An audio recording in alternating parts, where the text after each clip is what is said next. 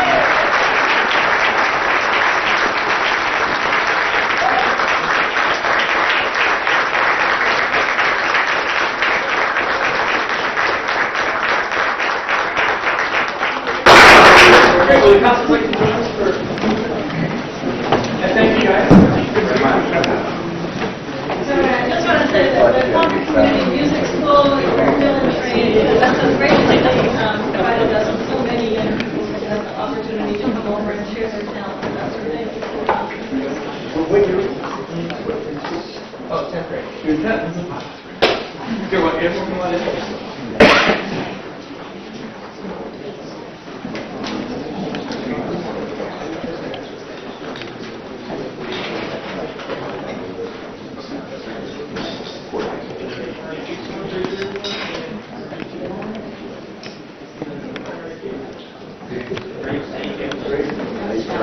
Good job. And I think we have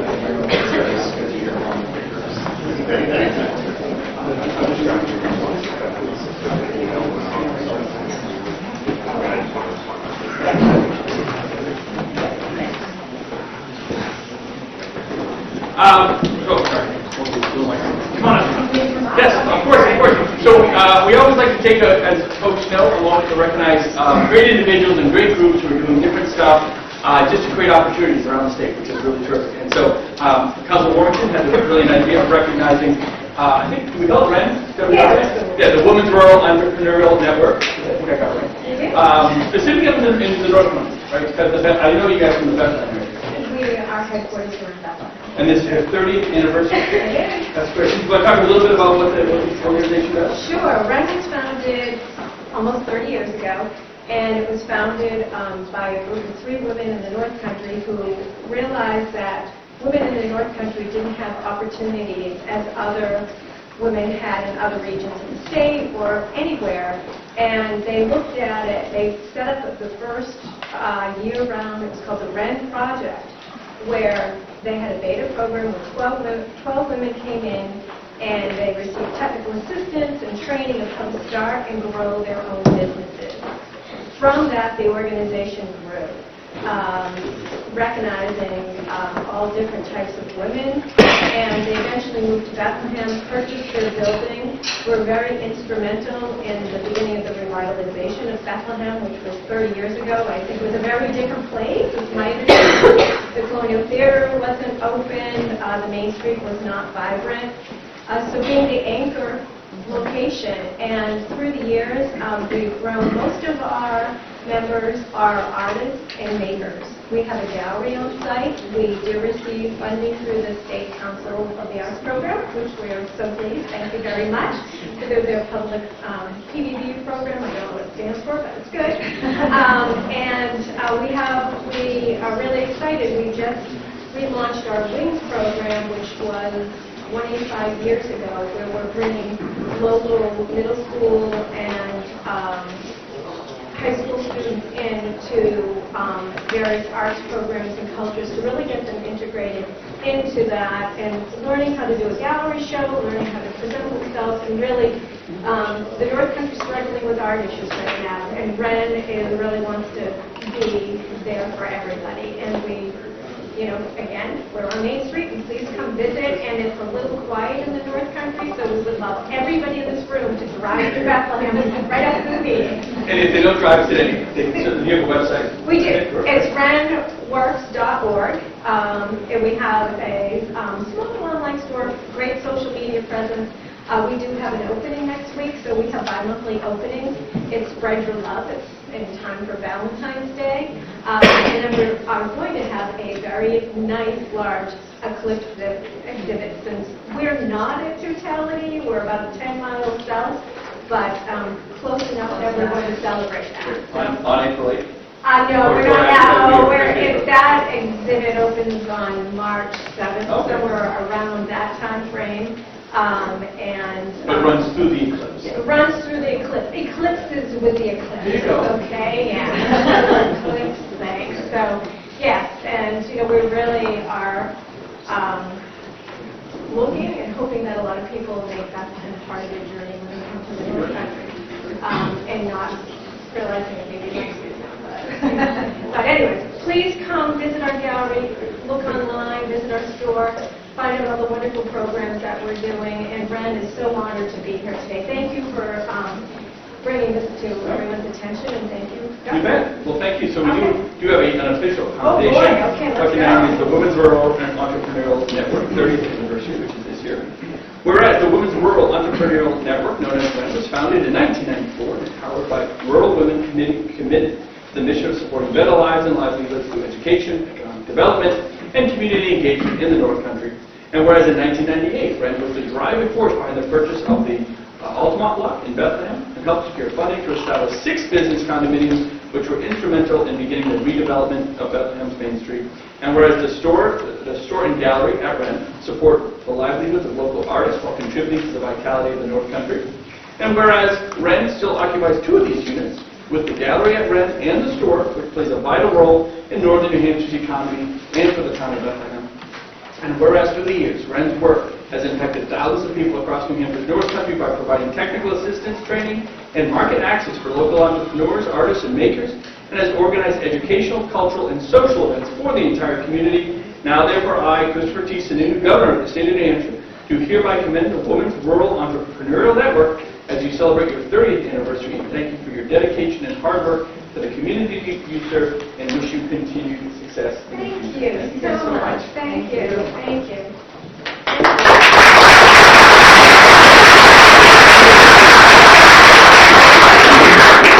Here, will the council please join us up here? Thank you.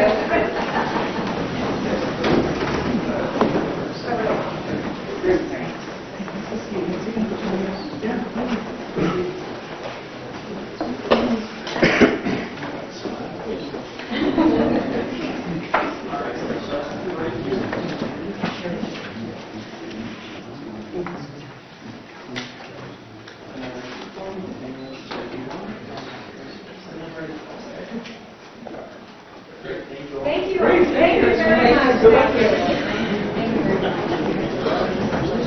Thank you.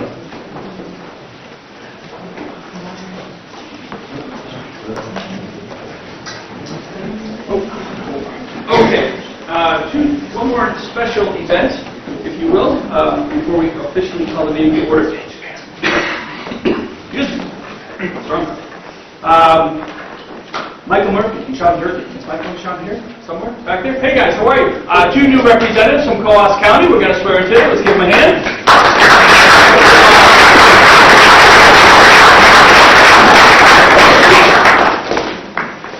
So we have 2 special elections in Coos. I think we have 2 more coming up that we did a preset for. Lee and Portsmouth and Dover. Seacoast area. So I think, and those will likely be, I think, the last fill that blood last week. How are you? Congratulations. Thank you. See you. You guys excited? Yeah. Great. Make it feel very much. Great. Well, let's do this here. Let's step over here. We could. I know you guys keep doing this. Keep doing it. Great. All right. So I'm just going to ask you to raise your right hand and just repeat after me. So I state your name. I, Sean Durkee. Do solemnly swear Do solemnly swear that I will bear faith and true allegiance that I will bear faith and true allegiance to the United States of America to the United States of America and the state of New Hampshire, and the state of New Hampshire, and will support the Constitution thereof. and support the Constitution thereof. So help me God. So help me God. I state your name. I, Sean Durkee, Do solemnly and sincerely do solemnly and sincerely swear and affirm swear and affirm that I will faithfully and impartially that I will faithfully and impartially discharge and perform discharge and perform all the duties incumbent upon me all the duties incumbent upon me as state representative, as state representative, according to the best of my abilities, according to the best of my abilities, agreeably to the rules and regulations agreeable to the rules and regulations of this Constitution of this and Constitution the laws of the state of New Hampshire, and the laws of the state of New Hampshire. so help me God. So help me God.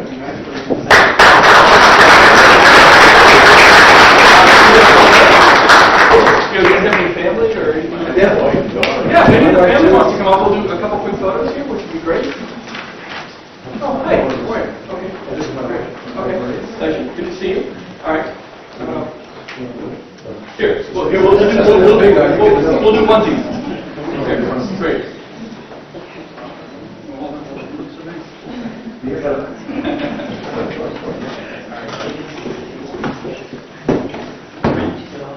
Great. Congratulations. Hey, how are you?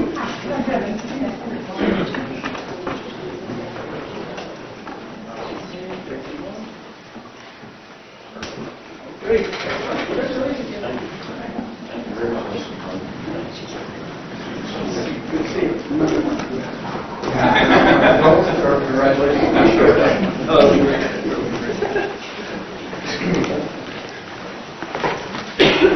Okay, so moving forward, I'll officially call the meeting of the Governor and Executive Council to order.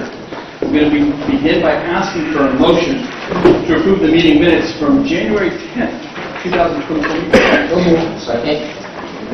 We have a motion and a second. Any discussion or changes to those meeting minutes to be made?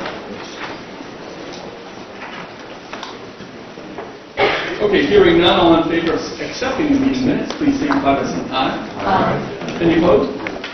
The motion carries and the meeting minutes are accepted into the record. Next, from the Office of the Secretary of State, we have our civil commissions. Can I please have a motion to confirm the list of civil commissions? Second.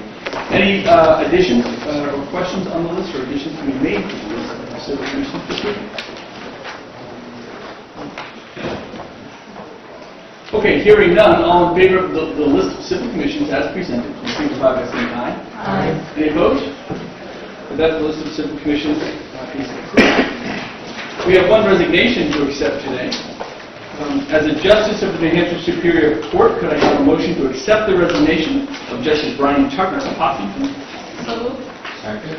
Any discussion? Hearing none, all in favor signify by saying aye. Aye. Aye. Any opposed? With that, the resignation is approved. Moving on to confirmations, I'll begin by asking for a motion to confirm Paula Bellamore of Goffstown to the Agricultural Lands Preservation Committee. Second. Any discussion? Hearing none, all in favor signify by saying aye. Aye. Any opposed? With that, Paula is confirmed. Could I have a motion to confirm Daniel Hicks of Londonderry to the Agricultural Lands Preservation Committee? So moved. Any discussion? Hearing none, all in favor signify by saying aye. Aye. Any opposed? Daniel is confirmed. Could I have a motion to confirm Daniel Vitola of Portsmouth to the Board of Dental Examiners? So moved. Any discussion? Hearing none, all in favor signify by saying aye. Aye. Any opposed? With that, Daniel Vitola is confirmed. Could I have a motion to confirm Thomas Deal of Manchester to the Board of Licensing for Alcohol and Other Drug Use Professionals? So moved. Second. Any discussion? Hearing none, all in favor signify by saying aye. Aye. Any opposed? With that, Thomas Deal is confirmed. Could I have a motion to confirm John Volk of Wentworth to the Board of Septic System Evaluators? So moved. Any discussion? Hearing none, all in favor signify by saying aye. Aye. Any opposed? With that, John is confirmed. Could I have a motion to confirm David George of Hampstead to the Boxing and Wrestling Commission? So moved. Second. Any discussion? Hearing none, all in favor signify by saying aye. Aye. Any opposed? That David is confirmed. Could I have a motion to confirm Lori Weaver of Concord as the Commissioner of the Department of Health and Human Services? So moved. Second. Any discussion? Hearing none, all in favor signify by saying aye. Aye. Any opposed? With that, Lori is reconfirmed. Could I have a motion to confirm Daniel Leclerc of Amherst to the Compensation Appeals Board? So moved. Second. Any discussion? Hearing none, all in favor signify by saying aye. Aye. Any opposed? Daniel Leclerc is confirmed. Could I have a motion to confirm Brian Mitchell of Hooksett to the Compensation Appeals Board? So moved. Second. Any discussion? Hearing none, all in favor signify by saying aye. Aye. Opposed? Excuse me. With that, Brian is confirmed. Could I have a motion to confirm Stephen Schultes of Manchester to the Compensation Appeals Board? So moved. Second. Any discussion? Hearing none, all in favor signify by saying aye. Aye. Any opposed? Stephen is confirmed. Could I have a motion to confirm Dorothy Thrush of Alton to the Juvenile Parole Board? So moved. Second. Any discussion? Hearing none, all in favor signify by saying aye. Aye. Any opposed? Dorothy is confirmed. Could I have a motion to confirm Alexander Mitoff of Exeter to the new Motor Vehicle Arbitration Board? So moved. Any discussion? Hearing none, all in favor signify by saying aye. Aye. Any opposed? With that, Mr. Mitoff is confirmed. And finally, could I have a motion to confirm Richard Pico of Canterbury to the Public Water Access Advisory Board? Second. Any discussion? Hearing none, all in favor signify by saying aye. Aye. Any opposed? With that, Richard is confirmed, and that concludes our confirmations for today. Moving on, we do have some nominations I would like to read into the record. To the Board of Nursing, I nominate Matthew Kitsis of Bow and Samantha O'Neill of Merrimack. To the Board of Septic System Evaluators, I nominate Mark McConkey of Freedom. As the Director of the Division of Travel and Tourism Development for the Department of Business and Economic Affairs, I nominate Lori Harnowitz of Concord. To the Fish and Game Commission, I nominate Patrick McGonigal of Guilford. As a Justice to the New Hampshire Superior Court, I nominate Andrew Livernois of New Hampshire. To the New Hampshire Motor Vehicle Industry Board, I nominate Paula Heuser of Union. As the Pharmacist Level 2 within the Department of Corrections, I nominate Brenda Bales of Hopkinton. As the State Fire Marshal for the Department of Safety, I nominate Sean Toomey of Warren. And to the Volunteer New Hampshire Board of Directors, I nominate Joanne Rendell of Epsom. And that concludes our nominations for today. Moving on, we have our consent calendar agenda. Could I begin by asking for a motion to adopt the consent calendar agenda? So moved. We have a motion and a second. Are there any questions or items to be pulled off of the consent calendar for further discussion?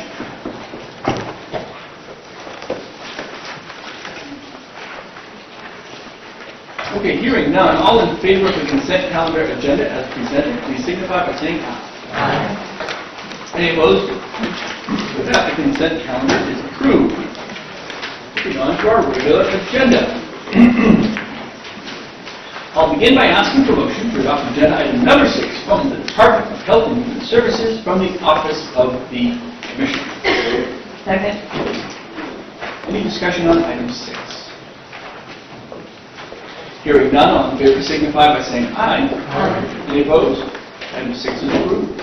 Could I get a motion to adopt agenda item 7 from the Department of Health and Human Services from the Division of Finance and Procurement? So moved. Any discussion? Hearing none, all in favor signify by saying aye. Aye. Any opposed? Item 7 is approved. Could I get a motion to adopt agenda items 8 and 9 from the Department of Health and Human Services from New Hampshire Hospital? So moved. Second. Any discussion on items 8 or 9? Hearing none, all in favor signify by saying aye. Aye. Any opposed? Those items are now approved. I'll now ask for motion to adopt agenda items 10 and 11 from the Department of Health and Human Services from our friends at Glenford Home. So moved. Second. Any discussion? Hearing none, all in favor signify by saying aye. Aye. Any opposed? With that, those items are approved. Could I get a motion to adopt agenda items 12 through 20A from the Department of Health and Human Services from the Division of Public Health? So moved. Second. Any discussion on these items? Councilor Stevens. Good morning, Lori Weaver, 4th years Commissioner. Good morning, Commissioner Weaver. Question is due to agenda item 13. The question is, are we truly capturing all of the child care providers in the state of New Hampshire? There's noted 696 centers. We have reported the first phase of water testing through DES for about 590 of those centers, so roughly 85% have been tested. We know that more than 100, or 15%, have not responded yet, and there's around 1, 2, 3 has to be completed by June 24. So my question is, are we targeting that 15% that have not responded yet? Good morning, councilors. My name is Ian Watt. I'm the interim director for the Division of Public Health Services. So we have been working with DES and working with other partners in the department to reach out and make everyone aware of their obligation by the middle of this year. The funds in the item before you is to support any remediation needs. So it is our expectation that when people are made more aware of testing being free, in partnership with DES and remediation needs being met by this new funding, they'll be more active and proactive to the needs in the law in the middle of this year. Thank you. Yep. Just a follow-up. And I guess the stats are better than anticipated. It's hovering around 93% in regards to the first round of testing by those child care facilities. So it's better than we anticipated. And we do anticipate compliance by the middle of the year. We're excited about this funding, excited to support the child cares with this money. Thank you. Councilor Kenny. Thank you, Governor. Good morning, Commissioner, Interim Director. So my question's on SNAP. So I heard this recently, the federal government sent a press release saying that some states will get an increased amount of SNAP. One is New Hampshire, one of those states, and what is the increase? Sure, I'll have Chris Sandell, Associate Commissioner, come up for that. Because it's not related to this directly, right? It's related to Article 16, right? Good morning, Chris Santinello, Associate Commissioner. So, New Hampshire submitted a non-binding letter of intent to consider putting in an application for summer EBT benefits, and so we're still assessing the viability of that, and there is a Senate bill that would look to support funding that because there are some general fund costs related to that. So the press release, the federal government or Congress or whoever sent out did mention that there was a state cost, this year is a state cost. Yes, there's 50% administrative cost to implement the program Okay. So we're just taking that under advisement at this point. and looking at all options. Okay. Thank you. Further discussion? Okay. Hearing no further discussion, all in favor of items 12 through 28, please signify by saying aye. Aye. Any opposed? With that, those items are approved. I'll now ask for a motion to adopt agenda items 21 and 22 from the Department of Health and Human Services from the Division of Long-Term Supports and Services. Second. Any discussion? Hearing none, all in favor signify by saying aye. Aye. Any opposed? Those items are approved. Could I have a motion to adopt agenda items 23 through 25 from the Department of Health and Human Services from the Division of Medicaid Services? So moved. Oh, sorry. Any discussion? Hearing none, all in favor signify by saying aye. Aye. Any opposed? So that 23 through 25 are approved. Could I get a motion to adopt agenda items 26 through 31 from the Department of Health and Human Services from the Division of Behavioral Health? Second. Any discussion? Councilor Warrington. I just did want to close out DHHS with first offering our congratulations to you, Commissioner, Thank you. for your appointment. Appreciate your responsiveness to the council and how hard you work with us. So thank you. Look forward to working with you in the future. Thank you, Councilor. Further, Councilor Stevens. Commissioner, in regards to agenda item 30, and this is 1.7 million increase for crisis response training. And that funding is coming from an initial contract that was for a resource center for children experiencing first psychotic episodes. And I'm curious where we stand with getting that center up and running. So, good morning. You're seeing a smile on my face because I have a very positive response. I'm Katia Fox. I'm the Director of the Division for Behavioral Health. That resource center just went live last week. And so you'll be seeing more publicity about that. But it's up and running, and the resource center everything is these days, it's online. Well done. Take a bow. Bravo. We know in Massachusetts there's a myriad of resources under Children's or Mass General, so it's really great that you launched this. Thank you. Thank you. Further discussion? Okay, all in favor of items 26 through 31 from Health and Human Services, please signify by saying aye. Aye. Any opposed? Those ones are approved. Thank you. I'll now ask for a motion to adopt agenda items 32 through 45 from our friends at the Department of Transportation. Second, thank you. Take a moment to look over these and see if we have any questions for DOT.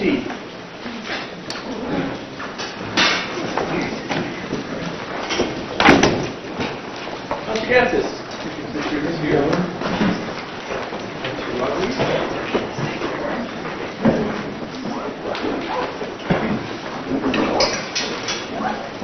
Good morning, Councilors and Governor. William Katz, Commissioner of DOT. Good morning. Good morning. You hear them so far along with exit 4A, I won't be asking him the question. Number 34A. Yes. Yes. Item 34 has contemplated awards of continued right-of-way procurement. We move ahead with securing property rights for advertising the next project. Good. Further discussion, Councilor Stevens. Commissioner, again, well done. Thank you for how responsive you were during back-to-back storms on the 10th and 13th. Your teams were fabulous, especially along 1A. Thank you Again, for that. the communities appreciated it, especially in Northampton. And we're very excited about the revetment Seawall project. We know it's funded at $20 million at this point with FEMA funding, and we hope we get that $80 million. But the walls were really destroyed. They took a beating, yes. But thank you so much for all that you did. No, I appreciate you recognizing that, because I know people had some long nights and long, over the holiday and over the weekends to try to get things put back together and get the road fully open. So thank you for recognizing that. Well done. Further discussion for DOT. Okay. Hearing no further discussion, all in favor of items 32 through 45, please signify by saying aye. Aye. Any opposed? Those items are approved. Thank you. I'll now ask for motion to adopt agenda items 46 to 49 from the Department of Information Technology. So moved. Any discussion? Hearing none, all in favor signify by saying aye. Aye. Any opposed? Those items are approved. Could I have a motion to adopt agenda item 50 from the Office of Professional Licensure and Certification? So moved. Any discussion? Hearing none, all in favor signify by saying aye. Aye. Any opposed? Item 50 from OPLC is approved. Could I get a motion to adopt agenda items 51 and 52 from the Department of Military Affairs and Veteran Services? Any discussion? Councilor Stevens, I think the general is here. Was here. Is Commissioner Chicoine, is General Michaelitis hiding back there somewhere? There, I don't see him. There's no general in your back pocket. I know when he left the GC office, he said he's here, so that would be a while. Oh, he might be testifying at a committee. Oh. Well, maybe we can put it on the table and, And Lori, I think it just sounds like he's testifying. I just want to praise the efforts of one of the pilots, a Black Hawk pilot, who made 3 attempts to rescue a hiker. He tried multiple times after refuel just to get to the hiker. So Great. I just want to give a shout out to that pilot. General, sorry, kind of singing the praises of the Black Hawk pilot. Sorry. For multiple rescue attempts. Go. So we had a chance to discuss this over breakfast, but one of the pilots attempted 3 times to rescue that hiker. And I just tip my hat and thank him. He's a pilot from Terry. And the conditions were prohibitive. Thank you, Mayor. Generally speaking, we do about 12 to 15 search and rescues a year. The best partner we have is Fish and Game. Our pilots and our crews work exceptionally with their conservation officers. Unfortunately, that was an unfortunate incident where the weather prohibited our crews from getting in. And unfortunately, it became a recovery mission the following morning. But I would just say it's an testament to our sort of like crews and fishing and conservation officers that keep people safe. Well done. Any other questions or discussion for the general? On that? Okay. Thank you, sir. All in favor of items 51 and 52, please signify by saying aye. Aye. Any opposed? Those items are approved. Could I get a motion to adopt agenda items 53 through 55 from the Department of Agriculture, Markets, and Food? Any discussion? Hearing none, all in favor signify by saying aye. Aye. Any opposed? Those items are approved. Could I get a motion to adopt agenda item 56 from the Department of Corrections? So moved. Second. Any discussion? Hearing none, all in favor signify by saying aye. Aye. Any opposed? Item 56 is approved. Could I get a motion to adopt agenda items 57 through 66 from the Department of Energy? So moved. Second. Any discussion? The Department of Energy. Councilor Gatsas, that'd be good. Commissioner is here.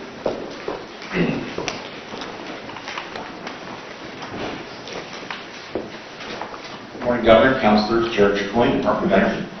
Just a general question.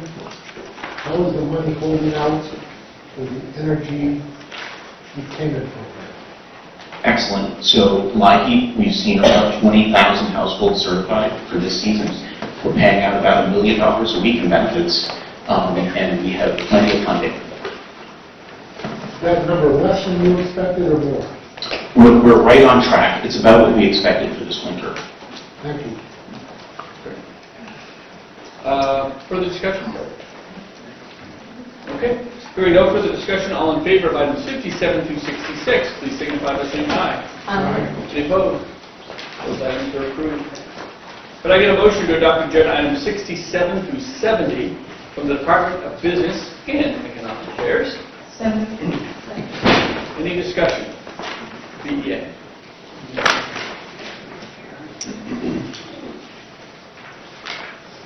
Hearing none, all in favor signify by saying aye. Aye. Any opposed? Those items are approved. Nothing to vote. Could I get a motion to adopt agenda item 71 from the Food and Game Department? So moved. Any discussion?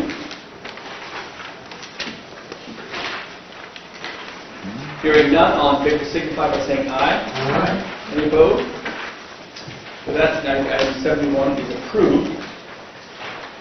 Could I get a motion to adopt agenda items 72 through 88 from the Department of Natural and Cultural Resources? So moved. Any discussion? Councilor Kenny.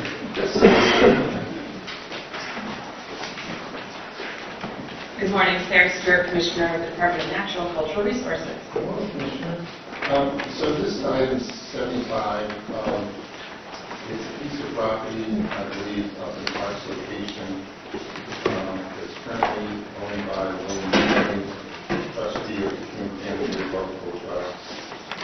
And so it's an in-holding to Rockland State Park. What was the appraisal on the property? Was it much less than a half an acre?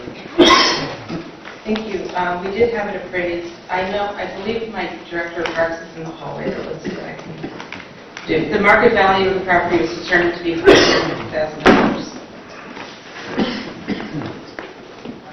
Do we know if there were any structures on this half acre? Oh, there's a house. There's a house. Yes, this is where the gentleman lives. Where you live in a house, okay, on half acre. Okay. It's right where you park to hike Arrington. It's not big. If you hike Eric the Falls, you would know this house immediately. It's right there at the entrance. Okay, but it wasn't stored. I think historically, a long time ago, it was a store, perhaps even an ice cream shop.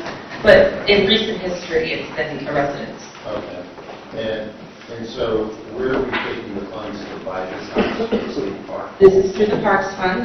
This was voted on and approved by our State Park Advisory Committee. Okay, and what are we going to use this house for? Thank you.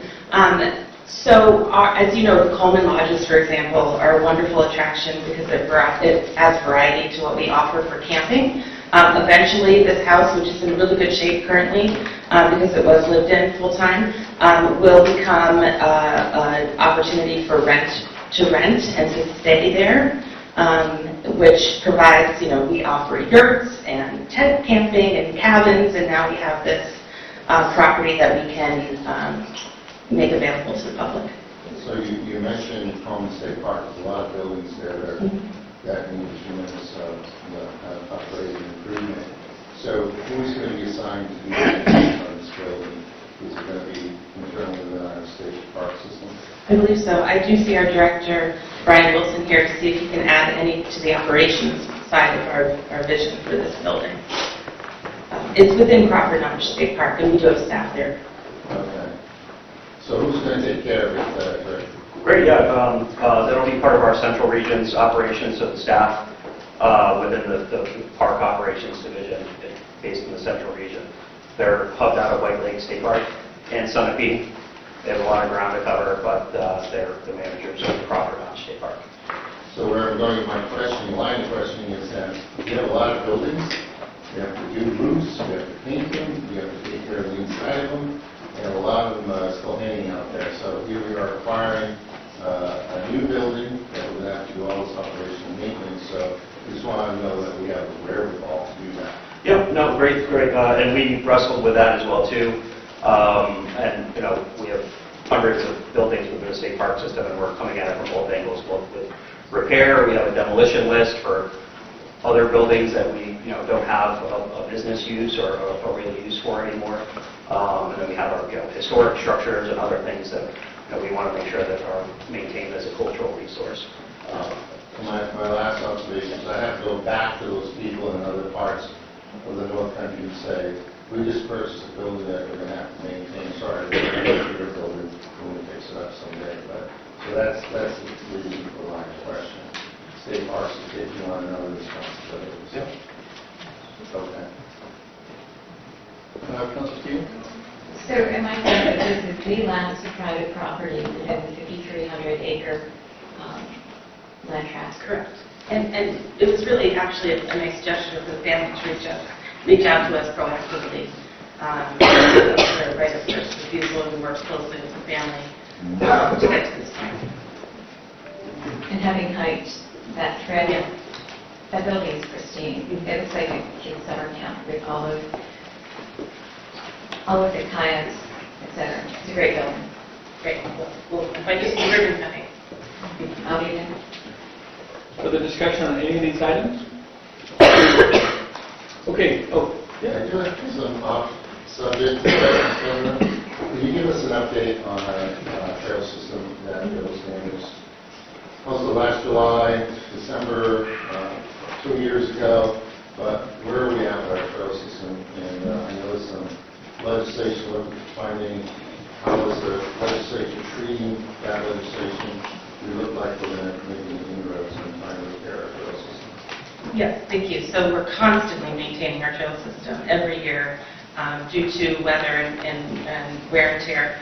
And we are actively out there every good weather day to make the repairs from the storms that you mentioned. There's different levels of sophistication that apply to various trail damages. And I'll let Brian comment after, is that the rail trails that were damaged in recent storms will require some significant engineering, and that will, we'll be working with contractors for a while on some of those pieces of infrastructure. Where we can get work done, our staff is out there, Jericho, for example, and the donation that was made that I shared with you yesterday by non-motorized users who are seeing the value in our trail efforts to get these trails back open. They're very appreciative, so they're making donations little by little, I recognize.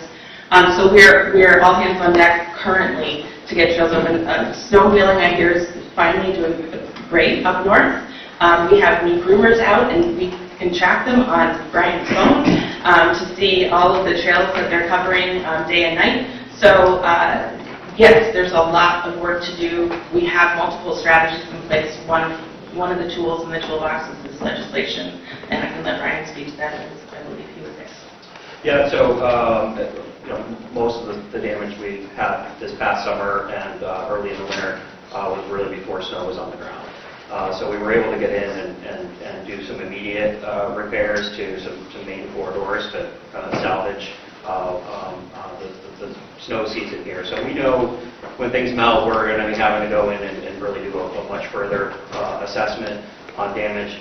Our maintenance is always constantly and ongoing. These particular storm events were significant, particularly at Jericho, and I attended the Senate Finance meeting that took up that bill last week, and there was it seemed like a good understanding and recognition of the significance of the damage, not just to the trail system, but to other parts of the North Country community as well, too, and the state's efforts to help support that. So one of the questions on that topic is that FEMA, which we can apply for reimbursement because it's, natural disaster, if this is escalation, they provide 75%. So Governor, 75% of, $2 million. But the problem is that FEMA takes months and years to reimburse. So how does the work done if we don't have the money, if the money doesn't come back to us? I mean, it seems as though FEMA is just a slow-moving organization that doesn't like to give out money for reimbursement. We have a full-time dedicated staff person for FEMA work. We are on it. We get pictures. Our staff, our field staff, knows how to document, knows how to fill out the paperwork, so that we can minimize that delay as much as possible from FEMA. It does take a while, but it's part of our long-term plan. We have a lot of history with FEMA, and we're constantly maintaining. So we know that, or we have confidence that when we apply for the FEMA with good justification, with documentation, we will reimburse and replenish that maintenance money. So it all just kind of, it's tricky, and it gets more expensive with bigger storms, but we have a system that our priority is safety and getting those trails open as quick as possible, and we're just doing that as much as we can. So the question I have to that is that FEMA is slow, the reimbursement is slow, and when you need to go and fix those trails and you don't have the money in your maintenance account, okay, it's very difficult to fix those trails. Yes, that's why we are testifying at these hearings, specifically for that reason. We haven't done that regularly in the past because we haven't had that immediate need based on this current damage. So most likely with kind of the weather conditions, we're going to have these events in the future. I would encourage the governor and the legislature to look at a mitigation fund where this fund's kind of like an oil dispersion fund, where there's money already there, and then storm happens, the subcontractors or the contractors that are already been identified know that they can go out and do the work. Because these are the North Country businesses that want to get reimbursed within a reasonable time, not have to wait for, certain, months before they get reimbursed. So if you have a mitigation fund in the future, whatever, 500,000 in there, whatever, that when there's a storm damage, you can immediately know that there's something there that, for emergency purposes, that we can access to take these contractors to do the trail system. It just seems like, there's a lack of resources because of this unique storm in December. It's just, I know there's a bridge out in Randolph right now that is undermined and there's no money to repair because it's a $30,000 job. And the more that it continues on, the more it's going to cost to fix that bridge. So the emergency... Is that the snowmobile bridge? Yes. Yeah. So there is emergency management, the legislature, the governor's office really has to look at a mitigation fund for that trail system because it has a tremendous impact on our economy, the traveling person revenue that we bring into the state. We can't stop it just because we've had a We are storm. fully agreeing with you.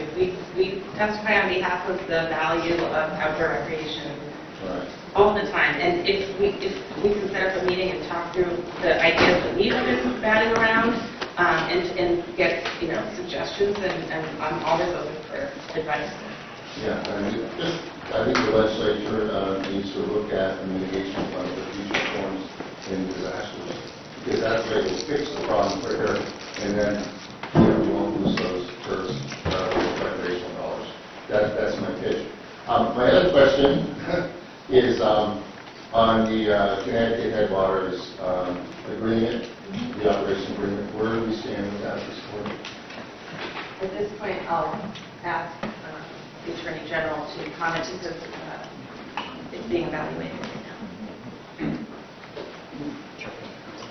Yeah, thank you, Counselor. I know you sent us a letter late last week, which we're working on a response to, but we're continuing to evaluate that. We've gotten some additional information just recently. Last week, we've continued to ask for information from both the fee holder and stakeholders to evaluate the situation there, just to assess our options on the state side. We certainly want to do everything we can to protect the state's interests and protect the interests of those who have used that land in the past. So we're working hard on that. I'm hoping we'll be in a position soon where we can sit down with the commissioner and go over what we think our options are and what options we have with actions we can take. But we've continued to collect information over the last few months, and we even got some new information as recently as last week. So we're actively working on it. Okay, thank you, I appreciate that. I'm sorry for some questions, but in all countries, those people ask me to ask tough questions. So I appreciate it. thank you. Any further discussion?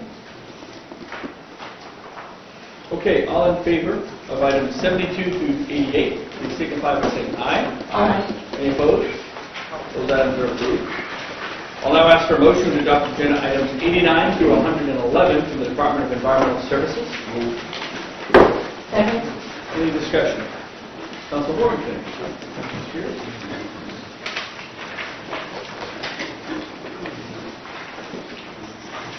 Good morning, Governor, Councilors, Bob Scott, Department of Environmental Services. Good morning, Commissioner. Nice to see you getting on so well. Thank you. As Councilor Henning just said, people in the North Country raised their voices up. They had concerns, and one of the concerns we certainly heard about is this landfill that's been held up in Dalton. On the agenda today, we have at least 3 items dealing with PFAS contamination of our water. And of course, landfills and the leachate that comes off of these landfills is a contributing factor to that contamination. I see that you have on item number 105 a waste characterization study. We talked about that a little bit earlier. Can you describe that study and whether that study will give us information regarding whether we need new landfills in our state or not? So to answer your question directly, I don't think that will address the need for landfills as much as, and similarly, number 107, as you see too, is funding design and study on treating leachate out of a landfill, in this case, a waste treatment facility rather, in this case in North Conway. So all that kind of helps us get a better handle around what we're seeing for PFAS. I think ultimately, again, I don't think this will inform whether we need a landfill, but what this will inform and what I think will end up being is the need for trying to identify PFAS contributors that go into the landfill, similarly that go into waste treatment facilities, and identifying those sources and be able to reduce them there rather than, for example, what you'll find for the waste treatment facility is it's very expensive to treat. At the end, everything's kind of aggregated together, and that's not probably going to be the most efficient way to do that, if you will. But it's something we're definitely looking at. It's an ongoing issue, as you know. The department spends a lot of time on PFAS, and that continues for good reason. So first of all, the waste characterization study, my understanding is that might tell you that a certain amount of your waste could be better handled in a different way. For instance, recycling and references that would impact whether we use more or less landfills. I see what you're saying. Potentially, yes. That is correct. Yeah. And the leachate that comes off of a landfill, just so that people are aware, this is the liquid that drips through a landfill. It's caught into the liner. It's pumped out of the landfills on almost a daily basis, sometimes more often than that, truckloads of this contaminated fluid being trucked around our state, and it is then taken to water treatment plants around our state and dumped into our water treatment system where they don't really have an adequate way of removing PFAS. Correct. Right. So for everyone who thinks that there's a landfill up in the North Country that doesn't really affect them around the state, in fact, their water may very well be contaminated.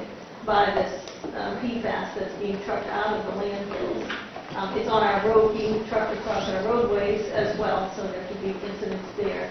So there's, this is really a landfill up in the North Country, potentially affects the drinking water of people all around our state. Yes, I mean, to some extent, it's all a matter of degrees, so you're correct. What happens with landfill leachate is it typically gets trucked to the wastewater treatment facility. In fact, we require at least 2 facilities to be on the books for them, a given landfill, so that they can be assured of having a place to send it, and that generally is untreated as it goes through the system. That's correct. And I just want to note that once again, this landfill is being placed up near Forest Lake, which has been tested, found to have no PFAS. There's wells all around that property, that lake, that have been tested and found to have no PFAS. So we have an area of our state that's actually not contaminated, and we're talking about locating a source of contamination right there at that area. Is that a question? I'm sorry. Is that correct? We have applications for landfill involvement, and to the extent those are granted, it will be all state and federal regulations. That's all I can say at this point. I would just urge you that your department take a really good hard look, because whatever has gone wrong, we now have PFAS all over our state. And right now, we have an area that is pristine and doesn't have PFAS contamination, and we're talking about putting yet another landfill that may or may not be necessary at all in that location, and further contaminate the drinking water all around our state. Thank you. Councilor Kennedy. So, on this subject about the landfill, Bethlehem is shutting down.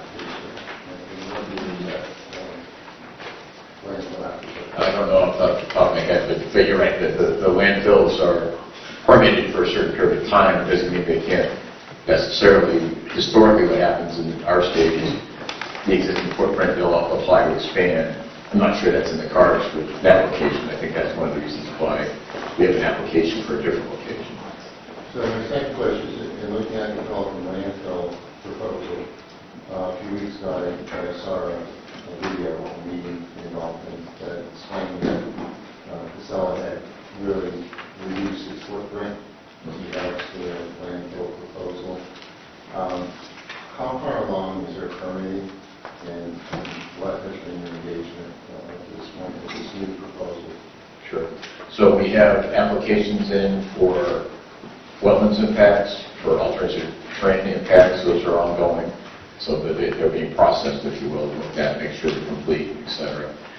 We have application for the solid waste portion of that, similar to the discussion we just had. And there's an application also for air permitting. Basically, it's the construction permit for a potential air emission source. So all those are active right now. They all follow their own kind of paths. We're trying to work together. That will also. So the short answer is going to be a long process. We'll involve all of those will have public hearings. There'll be an associated Army Corps of Engineers permit. They have to decide what the Army Corps of Engineers will have to decide what to do. It potentially could require either an environmental EA, environmental assessment, or an environmental impact statement. In that full process involving potentially, it's up to the Army Corps. They could invoke, bring EPA in on that. I would say it doesn't take an Einstein to understand there's a lot of interest in this on both sides. So there's also potential for appeals in courts and all that. So having said that, my guess is it'll be a long process no matter what happens. But every step of the way, DES has been doing this. Yes, we will do our jobs, and I think we do it well. Okay, thank you. Ms. Woman. Yes, I know that you received a letter from an attorney regarding the Dalton landfill that identified dozens and dozens of violations by the applicants in both in New Hampshire and in surrounding states.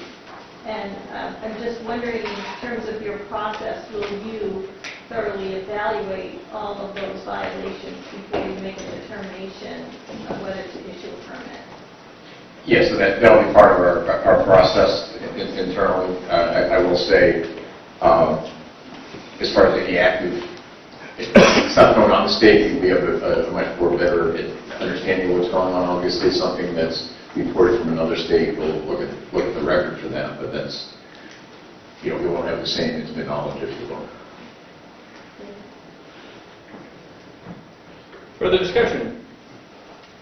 Okay. So, all in favor of items 89 to 111? Yes, please signify by saying aye. Aye. Opposed? Those items are approved. But I have a motion to adopt agenda item 112 from the New Hampshire Veterans Mission. Any discussion? Hearing none, all in favor signify by saying aye. Aye. Opposed? Item 112 is approved. But I have a motion to adopt agenda items 113 through 118 from the Department of Education. So moved. Any discussion? Dr. Warrington.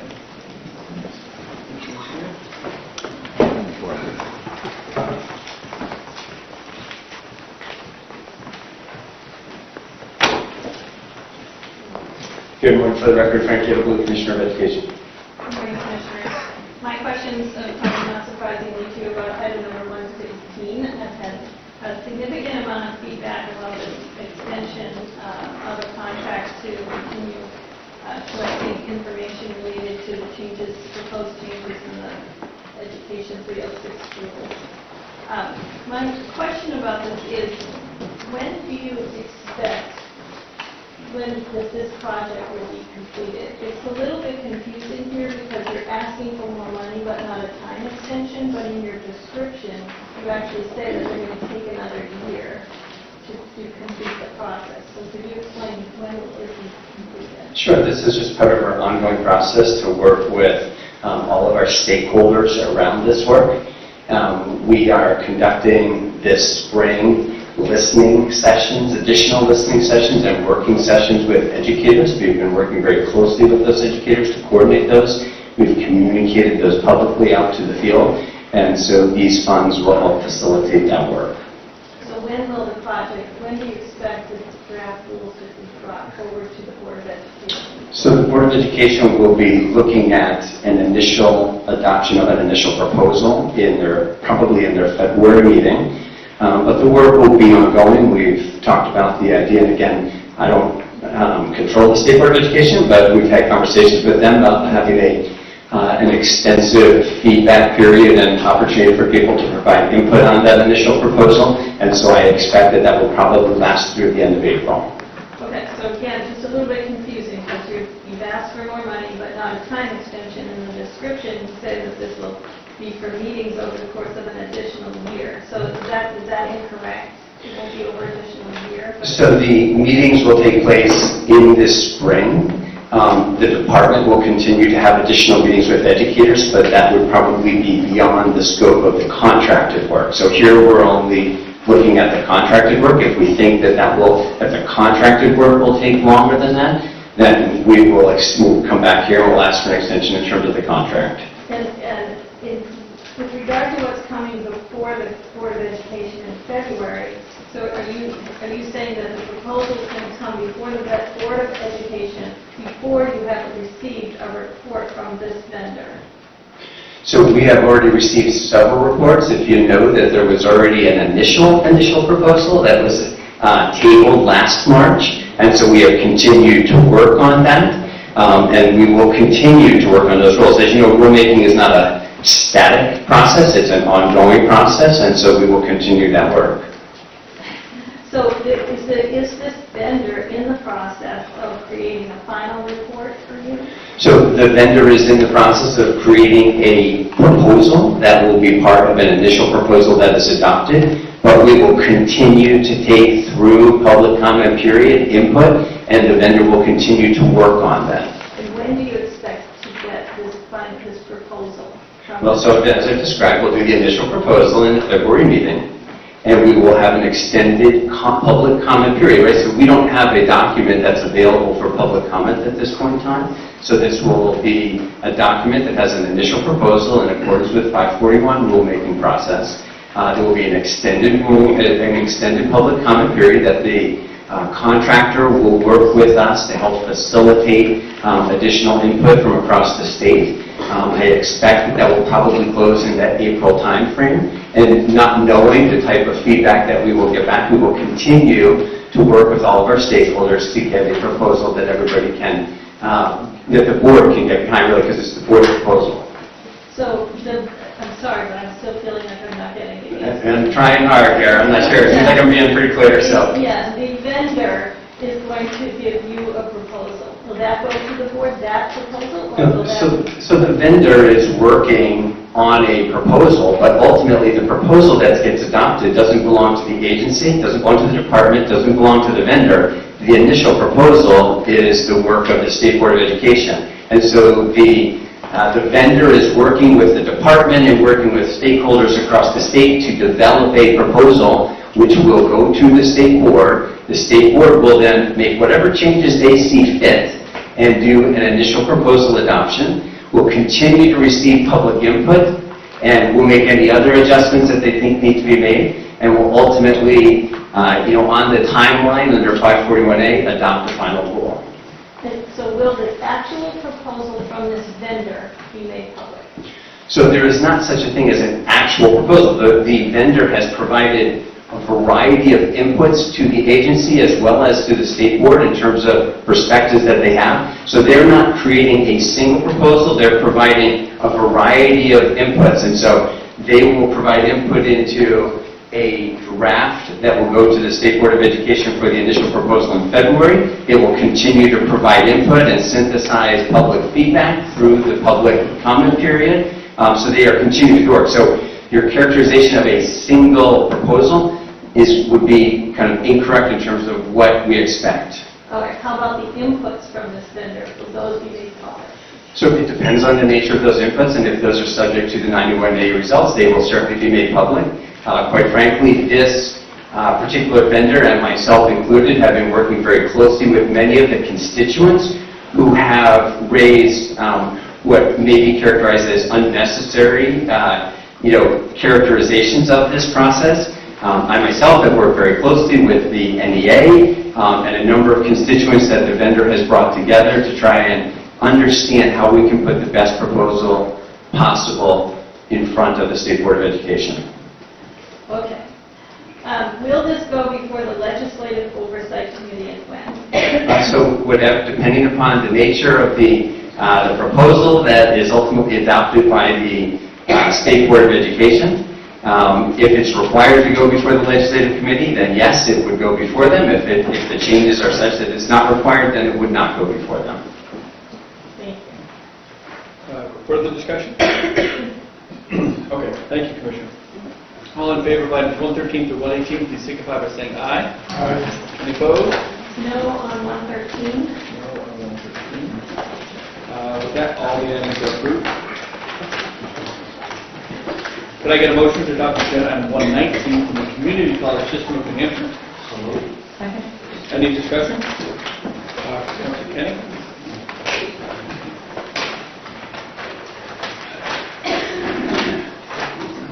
Is someone here from the Community College?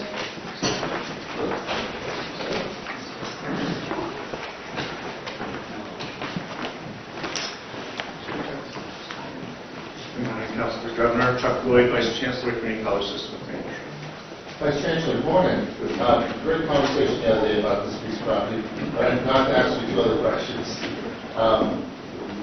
The relationship between, the community college system to where it was, which was kind of an executive agency at one point, but now it's the community college system. So who gets the money? That's a good question. That's a big question. It's a question. Yeah, great question. So that money, right now, we're sort of still operating one of those buildings with heat and utilities, et cetera. So taking that off the books, number one, is instantly a cost savings for the college. Number two, the sale of the property, the funds really go right back into our operating account and allow us to reinvest in our students and the work we're doing in student success and advising students, and really focus more, instead of property that we're not utilizing, take the funds and put right into where students can be supported on a daily basis.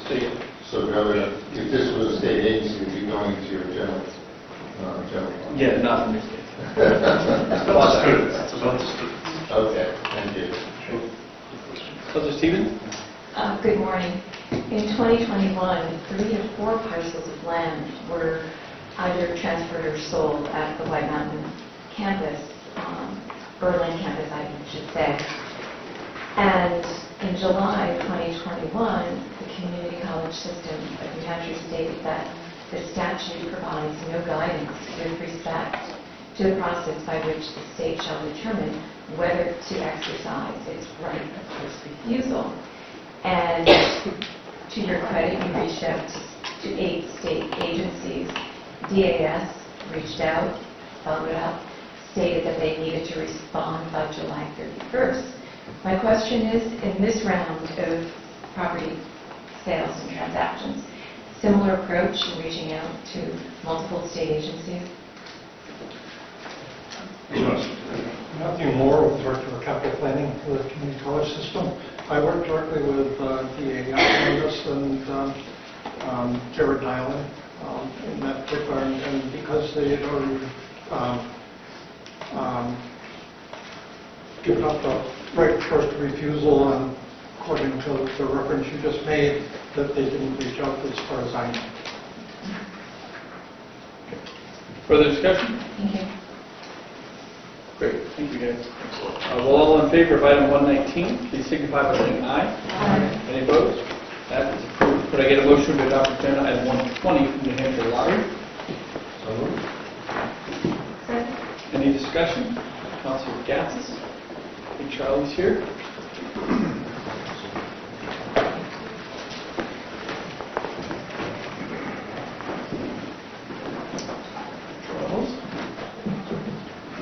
Good morning, Governor, members of the City Council. Charlie McIntyre, Lottery Director. With me is Kelly J. Cleveland, our Chief Program and Product Officer. Thank you, Governor. It's the first time I've seen the wording at the bottom there, and maybe extended an additional 2 years at the sole option of the lottery. That's wording essentially means that we have an option to the original contract you folks approved, and we would come back here and ask you to approve it, but the vendor doesn't have the right to say no. The option is us as the vendor, not against you. It's a one-way option. Correct. So yes, it's not the council, it's the vendor itself, sir. Yeah, but I've never seen the wording. Yeah. Okay. It was not by intent, I apologize. Pardon? Yeah, it exists in the Los Angeles contract, I think that's the wording, but could be wrong, but if you clarify that. Opportunity, take them out of the contract, because I'll approve this one, but I won't approve the next one. Certainly, we'll clarify that going forward, sir, yes. No. Yeah. Sounds clear. Can you clarify, what are the 2 other states that would be contributing to this super jackpot? Who would we be collaborating with? It's Pennsylvania and Virginia. Thank you. Further discussion? Okay, thank you guys. All in favor of item 120, please signify by saying aye. Aye. Any opposed? 120 is approved. Could I get a motion to adopt agenda items 121 through 130 for the Department of Safety? So moved. Any discussion? Councilor Kenny? Good morning, Governor, and thank you, council members. For the record, Robert Quinn, Commissioner of the Department of Safety. Commissioner, this is agenda 124, has to do with the fuel contract for these 2 planes, I guess one's a helicopter, one's assessment. Could you tell me, are these Department of Safety assets, and do we have more assets than those 2 that go up in New York? That's it, fixed wing Cessna and the Bell Jet Ranger helicopter. That's all we have for assets? For air. For air, okay. That's all I need to know, thank you. Councilor Stevens? Agenda item 129. Commissioner, we had a chance to discuss this briefly. My concern was I was unable to find any information on this LLC Corvus. And the sole proprietor is Mr. Adam Chirdelli. There was no CV resume, any information on him, but you're very comfortable with his skill set. And could you just share more about this business entity? Sure, thanks for the question. I think it is uploaded, he got the LLC to the Secretary of State so that it's in good state. But Right. just for context, this gentleman was an employee of the New Hampshire Information and Analysis Center. When this grant became available, which we pursued through the federal government, a proposal was put out. Mr. Chiavelli did put in, and I will share with you, I know him personally, a 20-year military experience. He's had 6 deployments, counterterrorism focused. He's worked closely with the FBI, the DEA, the Department of the State, and it's been mainly focused on counterterrorism. And this program, this grant, allows us to implement DHS terrorism prevention and counterterrorism programs. And I think the reason why you don't see a big social media footprint is based on the nature of the presence, counterintuitive to counterintelligence. Thank you for clarifying. Sure. I couldn't find any information on the website, but to your point, the nature, the sensitivity. Thank you. Further discussion? Okay, hearing none, all in favor of 121 through 130, please signify by saying aye. Aye. Any opposed? We do have a tabled item from the Department of Safety. Could I get a motion to remove item 61 from the table? All in favor of removing item 61 from the table, please signify by saying aye. Aye. Any opposed? That item is removed. Could I get a motion to adopt former agenda item 61 from the Department of Safety? So moved. Any discussion on item 61? Okay, hearing none, all in favor signify by saying aye. Aye. Any opposed? When the table item 61 is now approved. Moving on, I'll ask a motion to adopt agenda items 131 through 145 from the Department of Justice. Discussion. Councilor Warrington.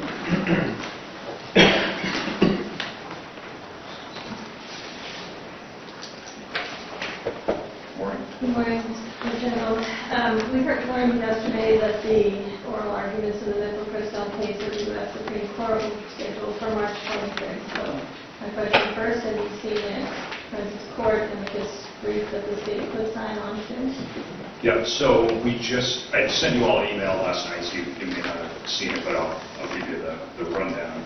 So I did look at this carefully. We reached out to the state of New York. We learned they would be preparing an amicus brief in support of the FDA and their appeal of the Fifth Circuit's decision. I looked at that carefully. We got that draft last Thursday. The deadline to sign on was noon yesterday. I ultimately decided not to sign on. To explain that, I just need to back up a little bit. Last year, you'll remember, the federal judge in the Northern District of Texas issued a decision that would have invalidated the FDA's original approval in 2000 of mifepristone. As we know, mifepristone is a drug that's used in medication-assisted abortions. The FDA appealed that decision to the Fifth Circuit. The Fifth Circuit ultimately reversed the district court's decision to invalidate the approval entirely. What the Fifth Circuit said was that mifepristone would remain on the market, but the Fifth Circuit took issue with the FDA's decision in 2016 and 2021 to remove certain restrictions on the use of mifepristone. Those restrictions included only allowing use up to 7 weeks. The FDA would extend it to 10 weeks in 2016, only allowing it to be prescribed by a physician, some other restrictions. So the Fifth Circuit said that mifepristone should remain on the market, but subject to the restrictions that would have been in place up until 2016. So the appeal that's before the Supreme Court right now is the Fifth Circuit's decision. The question then is not whether mifepristone will be on the market, it's really what restrictions will be in place on the use of mifepristone. So I looked at this really carefully. I read the Fifth Circuit's decision and looked at what the FDA did. Ultimately, I think that there are pretty compelling legal arguments on either side of the question of whether the FDA followed the correct process when they changed the restrictions in 2016, when they changed the requirement that this drug be prescribed in person and not remotely. So ultimately I felt that best course of action. I decided not to sign on to this amicus brief by the state of New York that supported the appeal of the Fifth Circuit's decision. And I do not plan to sign on to any amicus brief that would support the Fifth Fifth Circuit's decision in one of those circuits. Because I think ultimately, this isn't a question about whether the drug is going to be on the market. It's a question about what restrictions are going to be in place. And that, at this point, is a dispute between the Alliance for Hippocratic Medicine, which is a group of medical providers and healthcare professionals, and the FDA. So it was late last night. I sent you an email that sort of summarized my review of that and my decision not to sign on to an amicus brief, either supporting or opposing the Fifth Circuit's decision. The deadline was yesterday, so that's why I sent you that update yesterday as you had requested. Have you at any point consulted with the people that prescribe mifepristone in our state? Do you know how it's prescribed in our state, whether by a physician in person or remotely? I haven't done that, Counselor, because I look at it as my job to evaluate the legal arguments that are made in either in support or in favor of the FDA's, but whether the FDA followed the correct legal process. So, as I said, I think the arguments on both sides of that issue are pretty compelling. I don't think there's a clear answer either way. At least I don't feel comfortable enough with an answer either way to take a position. So no, I've not consulted with prescribers or providers because I don't think that would inform my evaluation of whether the FDA followed the correct process.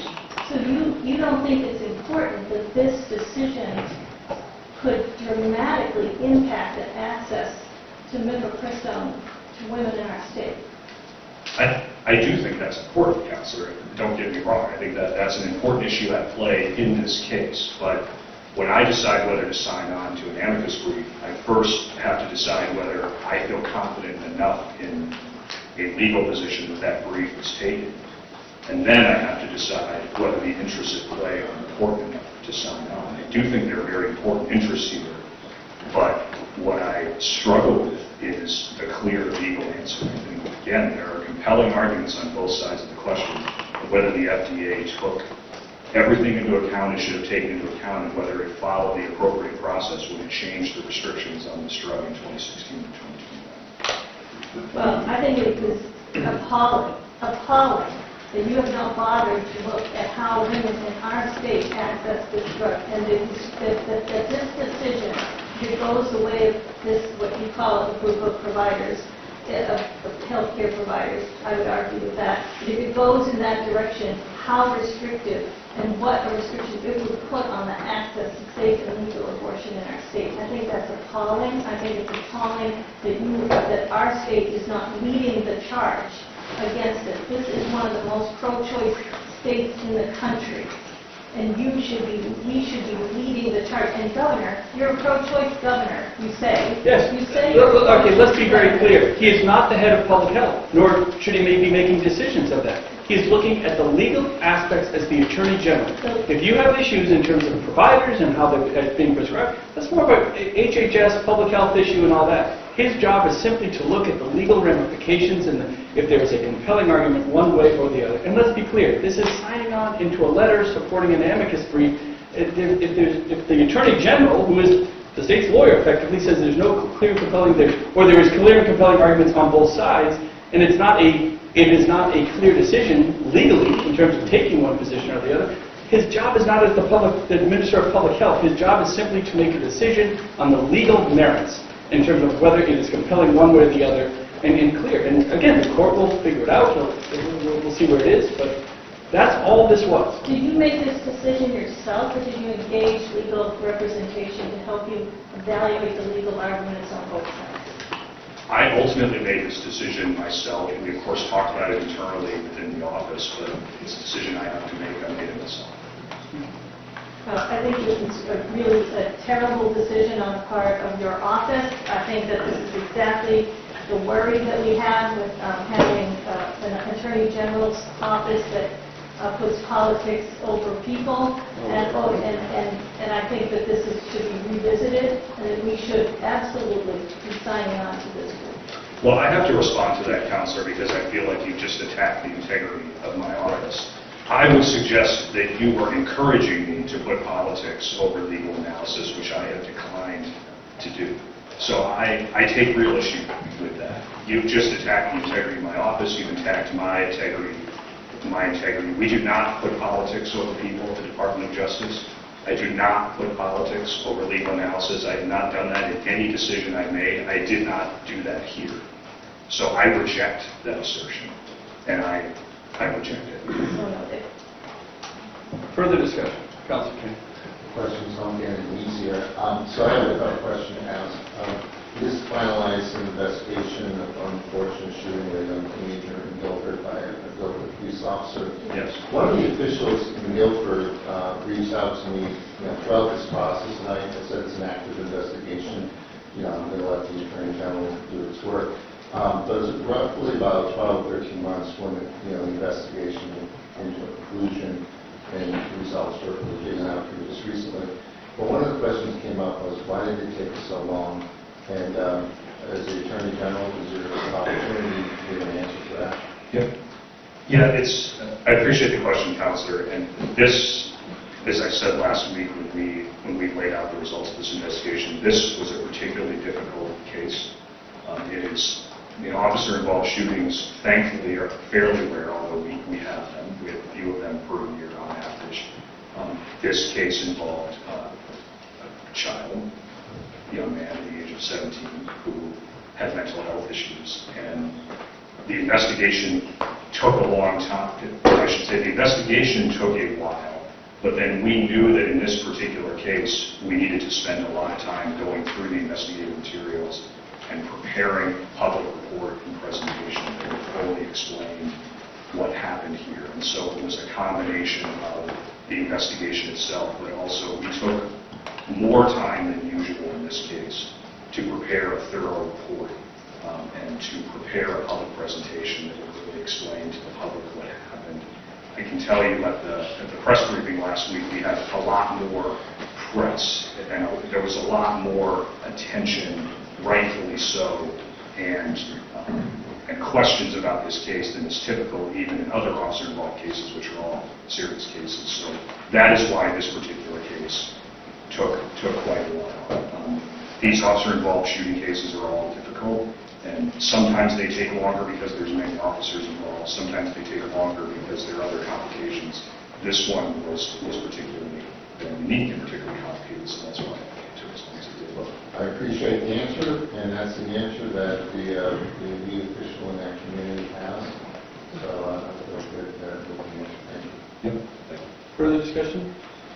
Okay, hearing none, all in favor of 131 through 145, please signify by saying aye. Opposed? Those items are approved. I'll now ask for motion to adopt agenda items 146 through 154 from the Department of Administrative Services.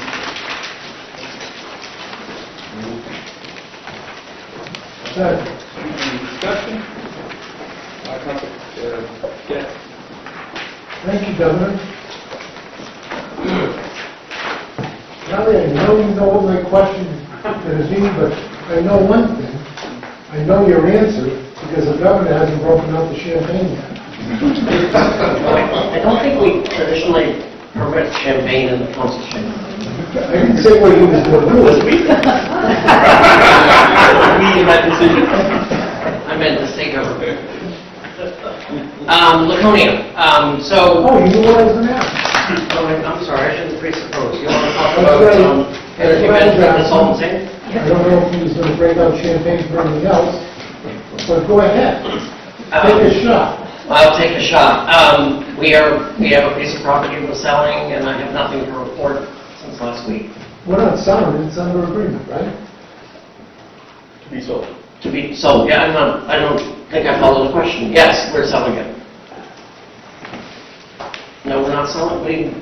What am I supposed to say? I'm sorry, I'm not. You tell me what you're supposed to say. We have a piece of property that we're selling in Laconia. We don't have a closing date yet. Purchase and sale? Yes. Do we have a non-fundable deposit? We have a deposit which we discuss often, and I wouldn't characterize it as non-refundable. When are we going to get the position of a non-refundable deposit? How many times am I going to ask you the same question? You're going to ask me the same question, and I think my answer is, and maybe next time we'll do some sort of legal brief on it, but there are conditions under which the deposit would be refunded, and I think that never technically goes away. I'll be asking this question all the way up to June. Okay. That's the, on the deposit, that's the answer I'm going to give all the way. No, on the contract, the first question. So the first question is, we have a purchase and sales agreement, we're negotiating with the buyer over the terms of the deed and the lease that is attached to it. You're trying to clean it up and you can't clean it up. Tell me what I'm trying to do, because I don't follow you. Look, we're going to get to it. Do you feel confident we're going to get to a closing? Yes. Okay. I mean, that's it. I mean, he said this to this council for the last 5 months. And I've said it too. No, I know a good answer is because you don't have the champagne.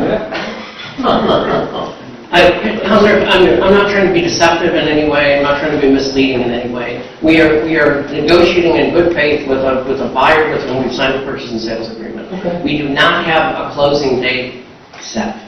I believe we will have a closing date very soon. But if I may, Yes. I don't know if you No, know, please. but since the last meeting, some documents they are reviewing documents, correct? Yeah, there's back and forth with actual formal documents, which I want to say this has been going on for 6 months, but there is an actual draft deed that has gone to them. Comments have come back, other comments have gone back.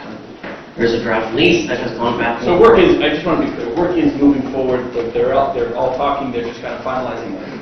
Since the last meeting, the discontinuation has been finalized.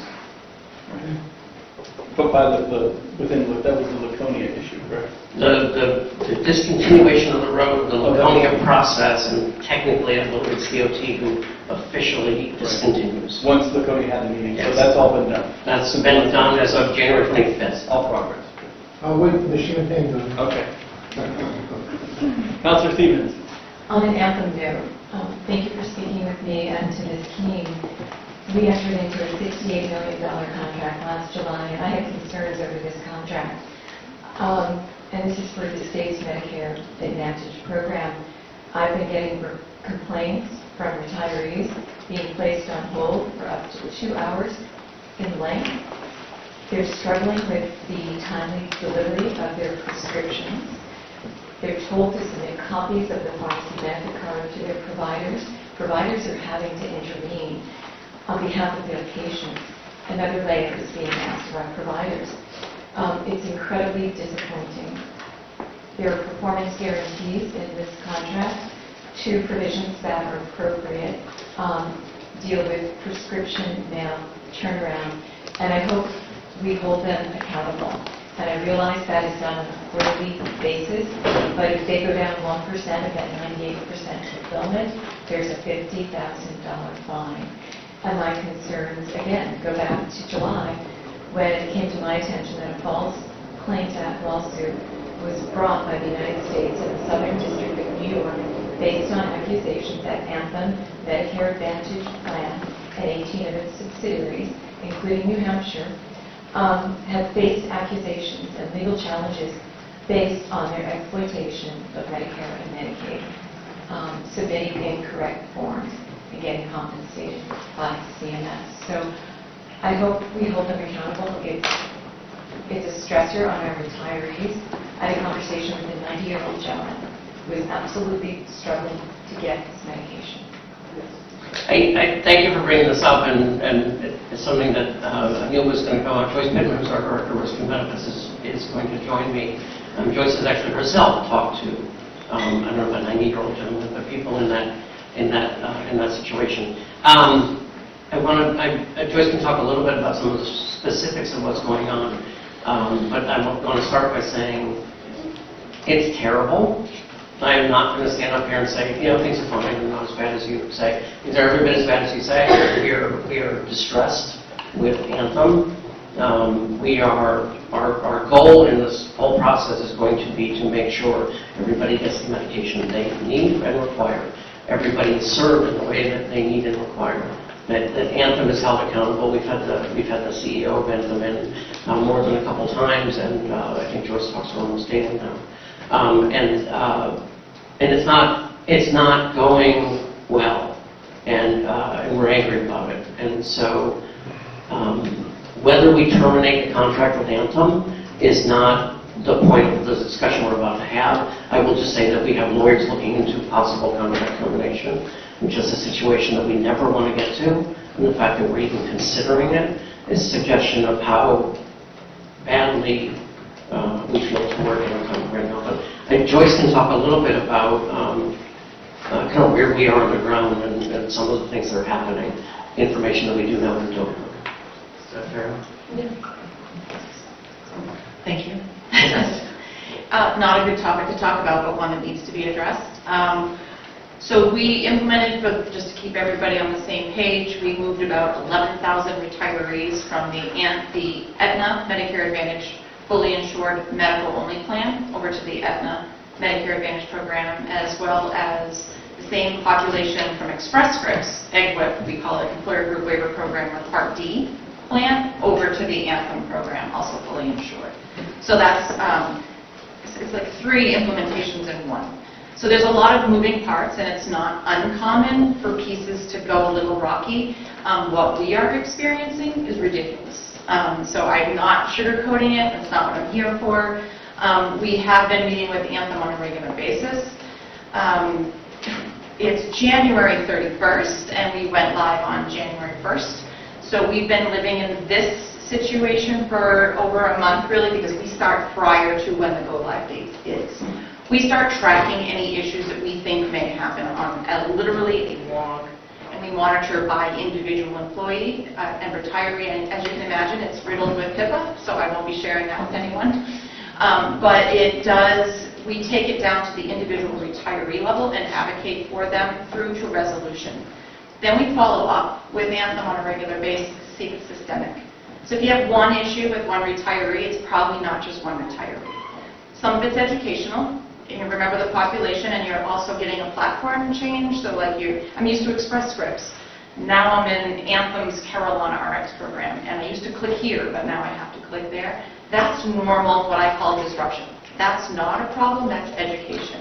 What our members are experiencing is long hold time. They're logging into the system. They can't find scripts. Some of those are reasons, like the script expired 6 months ago, so we didn't transfer that from Express Scripts over to Anthem. That's actually not a problem, another education point.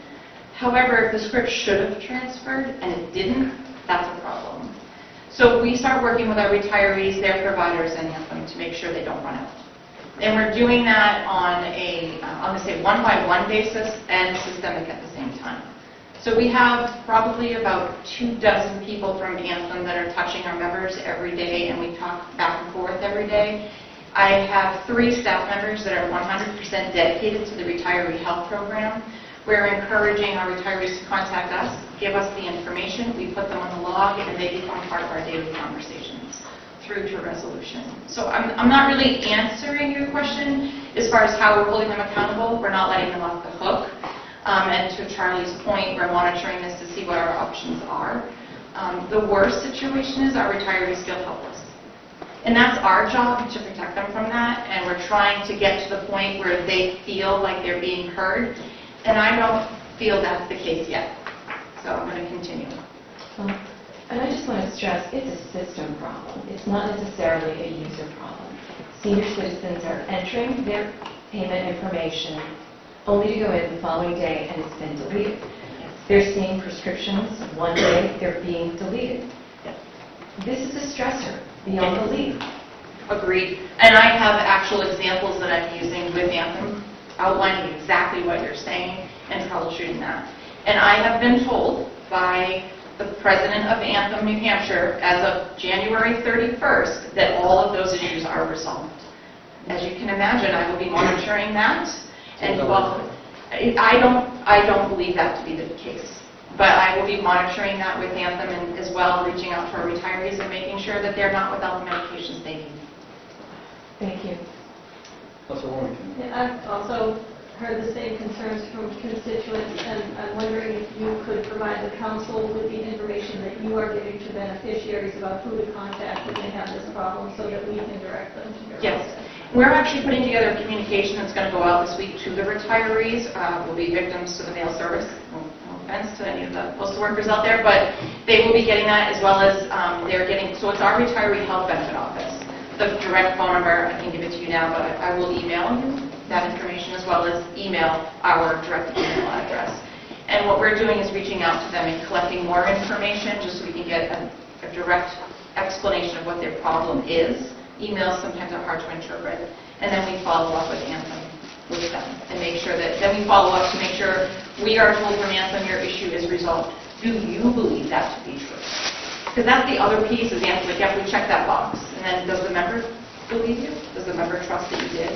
So that's the other thing. So I will definitely give you that contact information as well as I will be mailing that out to retirees. And I'm also in conversation with the SCA Chapter 1, trying to get into getting the same phone number and information out. I want all contacts that our retirees would make to get the same information. Councilor Wheeler. How does the Express Scripts formulary, how does that transfer into Anthem? Is it the same coverage that retirees had before, or is it different? It could vary a little bit based on, so farmers, the formulary is in tiers. So generic is pretty standard. A generic is a generic. But the brand versus the non-preferred brand, like different copay tiers, they could vary between the two carriers, as well as there's a list of excluded medications. So I may have been on a medication that was excluded from Express Scripts, but now I'm with Anthem, so now I can actually take it. And we work with providers. The providers see the formularies, and they're able to assess that what's better. Sometimes it's better to leave them alone and keep them on the med they're on, so there's no disruption there. But all members, if they have any kind of disruption that causes them to pay more out of their pocket, they would have received a letter from Anthem that we did get confirmation that that did happen, so that they could work with their providers to make sure that that's the med they should stay on, and therefore pay the higher price, or if they could try an alternative. If it's an excluded med that's now excluded but they were taking it, there's always the prior authorization process. So if the physician can prove that they need to stay on that and it doesn't create a disruption in treatment, they can stay on that medication. Further discussion? Okay, all in favor of items 146 to 154, thank you. Please signify by saying aye. Aye. Any opposed? Those items are approved. We have nothing left on the table, nothing left late. All is well.